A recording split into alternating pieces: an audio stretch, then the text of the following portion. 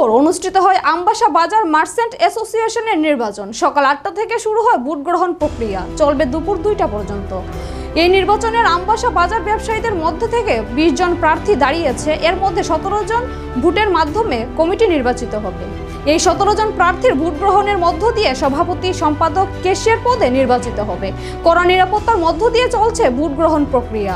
মোট ভোটার রয়েছে 410 জন। দুপুর 12টা পর্যন্ত 200টি ভোট পড়েছে বলে জানা যায়। এবার আমবাসা বাজার মার্চেন্ট অ্যাসোসিয়েশনের নির্বাচনে নতুন মুখ আনা হয়েছে। আজ বিকেলে ভোট ফলাফল প্রকাশ করা হবে।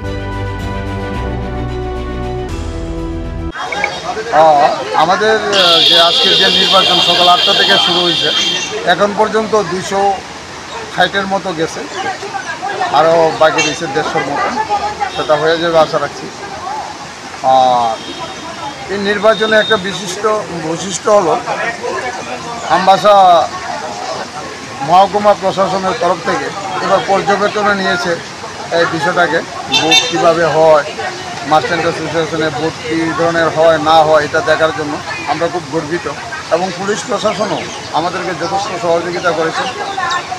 তো সার্বিকভাবে যদি আমরা বিচার বিশ্লেষণ করি তাহলে আজকের ভোটটা খুব প্রশংসনীয় হচ্ছে। বিকেলেই তো রেজাল্ট ঘোষণা করা হবে। আজকেই রেজাল্ট ঘোষণা করা হবে, 5টা থেকে গণনা শুরু।